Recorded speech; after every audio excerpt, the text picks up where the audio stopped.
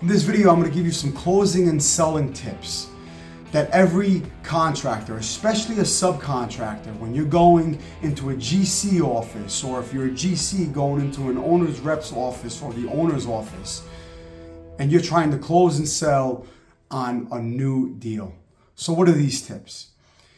I've always come from the self-perform GC world, meaning I worked for very large GCs ranging anywhere between $100 million to $1 billion a year. We self-performed well over 50% of our work, and we subcontracted our work. So naturally, we had to sell ourselves to whoever we were working for, and also subcontractors had to come to us and sell themselves to us as well, including their scope of work and their budgets, right? So it comes down to reputation, comes down to budgets at the end of the day. So what are some tips? First, you need to coordinate a meeting. Everybody likes to do Zoom calls. Everybody likes to do phone calls. You got to get up, get in the car, and drive to whoever you need to close with. You need to be in person. All right? That's the first tip. Be in person. Zoom calls are only going to get you so far. You got to be in person, especially if you're within an hour or so driving distance. Now, if you're bidding a job that's well out of state and that's many hours away, if it's a large scope of job and you want to be building a relationship, especially if you're new in this particular area and you don't know the GCs, it's probably going to be worth getting on a nice little road trip or getting an airplane and introduce yourself. But for the sake of this video, let's talk about you working in your immediate proximate area. Next is stop complaining about your employees. I used to hate when subcontractors used to come into the office, take my time, an hour of my time, and the first 20 minutes was spent bitching and moaning about their employees. Why would I hire you if you don't have faith in your employees? You need to be humble. You need to talk well about your company and talk well about yourself, which rolls into the next tip. Don't complain about the industry. Everybody's complaining about how hard it is to find good help, how they can't find good work, how competitive it is, how they keep losing bids to these fly-by-night contractors. Listen, have high spirits. Be positive energy. People hate negativity. Be the best conversation that person you're sitting with has had that entire day. So have high spirits, okay? Talk well about the industry, talk well about your employees, talk well about your company, even if you're not doing too well yourself. Of course, you're there. You want work. You're looking for work. They know that already. So stop complaining about it. Next is highlight your value without complaining about your competition. I can tell you stories. I mean, before I quit my last salary job, we were bidding large $200 million jobs. The painting scope was $100 to $150 million. Naturally, the painters were joint venturing together. They would come in, they would talk how well they worked together, right? Next thing you know, on the next job, where it was a smaller paint scope, those same contractors were complaining about each other. It's a turnoff. It's a turnoff. It brings bad energy to the table and it makes you look like an untrustworthy person and it destroys your reputation. So highlight your value, why you're better than the competition in a humble way without complaining about your competition. Next, don't dress like you just came out of the trenches. Listen, if you want to be a reputable contractor, I know the first couple of years you got to be in the trenches with the guys, but after the first couple of years, if you're not able to delegate and develop those roles and responsibilities that allows you, the owner, to dress to impress, to go meet a future client, then you're going to have a hard time moving up. I mean, I had contractors that would come into the office and they had mud on their boots and they were leaving mud all over the office. I want to be working with a winner. I want to be working with a contractor who's able to delegate their people and who's not going to be in the trenches, because when I call you up with a problem or I call you up because you're falling behind on submittals, I want someone at a high level to be taking care of that. And I don't want the high level to be in the trenches all day long and sending me emails on Saturdays and Sundays because they didn't have time during the day. So you need to be able to represent yourself really well when you go to these meetings. Dress accordingly.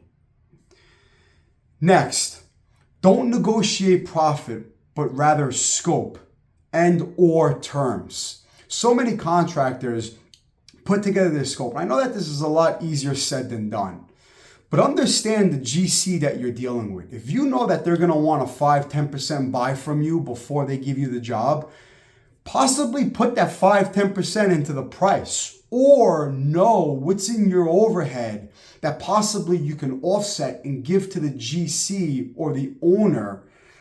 With the owner is a lot more difficult, but if you're a subcontractor with the GC, what can you give away on your scope that allows you to lower your price? You need your profit. I hear people all the time giving terrible advice to new contractors who are trying to break in with new GCs to go in new projects without even knowing the GC and how they're going to pay and how they're going to plan the job without profits. Your profit on the job pays for the operating expenses in your back office, your administration work, your estimators. You need profits on your jobs. So you need to make certain profit on your jobs to keep your cash flow, to keep your profits high so you can continue to grow your company. Because all it's going to take is 1 or 2 bad jobs and it can ruin you for years, if not ruin your entire company. So understand what you can possibly take out of your scope to lower your price. Try very hard to not negotiate profit. Now, if you're at 20% and you want to take 2% off just to kind of get yourself in the door, it is what it is. I'm talking about those that are knocking out 10% out of their profits. That's the tip that I'm giving you. Negotiate scope, not profits. Know the job before you go and you visit the owner of the GC. I can't tell you how many times I would be in a situation where the person will come into the office and every third question I would ask, they had to get on the phone with the estimator to talk about what was inside of the scope. If that estimator, if you're relying that much and you don't know the scope of work that much, have that estimator leave estimating for a couple of hours and come with you and sit down and talk to the GC or the owner with you. Stop getting on the phone because you look like a fool if you keep calling your estimator who you hired to do work for you, and you, the boss, the owner, or the executive doesn't even know the scope of the job that you're trying to sell and close on. It's embarrassing. I know you're busy. I know you can't find estimators, but this is important. This is a project that you could possibly start and within the next couple of weeks, next couple of months. Estimating is for even future backlog. Worry about now and get that job and close. So next, know the objections. What are the common objections? They're going to have the price, obviously, which I talked to you about, the profit and scope. I don't want to keep hitting that more, but they're probably going to argue about price. Very rarely is a contractor going to say, okay, you want $5 million? No problem. I'm going to give you $5 million. They're going to want it for 4.7, 4.8, 4.5 sometimes. They're probably going to be looking for a 5 to 10% buy on you if you're a subcontractor. So understand this, and understand this before you go in and know what you can give up. Scope, not profit. You know, if it's a public works project and you're not bondable, they're probably going to be worried about you not being bondable. Why do they want you to be bondable? They want to protect themselves if you can't finish that job. So again, this goes back to one of my earlier tips. Tell them about previous projects. Maybe give them some points. Maybe they could talk. If you're a new contractor and there's previous contractors who can get on the phone with them and vouch for you. I mean, referrals are great, guys. Referrals are great, and that's where this really shines as well. Maybe they're a little worried about the size of your company versus the size of the scope. If you're a couple $1 million a year contractor and you're looking to grow and scale, and now you're bidding on a $5 million job, that's probably going to be a point of concern. So know that and address it beforehand. Maybe you didn't perform well on previous jobs. Reputation travels really fast. I remember Warren Buffett said it takes 20 years to gain a reputation. It takes 5 minutes to destroy it. All it takes is that one job, and people are going to remember you by that one job. So you really need to understand that if you have a bad job that everybody knows about, You need to have the information and be able to explain it without complaining and without finger pointing to everybody under the sun. Okay? Stay humble, take ownership of your project, and be able to explain it. So understand the objections before you sit down with your potential client or potential GC or owner, whatever position you're in, whatever specialty niche you're in, and whoever gives you the work. Next, and this is really important, this is where a lot of people screw up. They don't follow up. Very rarely are you going to be given an answer right there and then. They're probably interviewing a couple subcontractors, hopefully 3 subcontractors in that specific niche. Unless you're really specialized and you're the only person, then at that point you can really close. But understand that you need to follow up. So many contractors will spend an hour, 2 hours of their lives sitting down with us. Then they would just forget about following up. You got to follow up.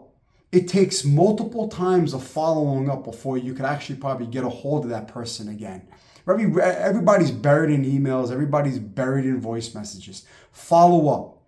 Follow up with an email several hours later and thank them for their time.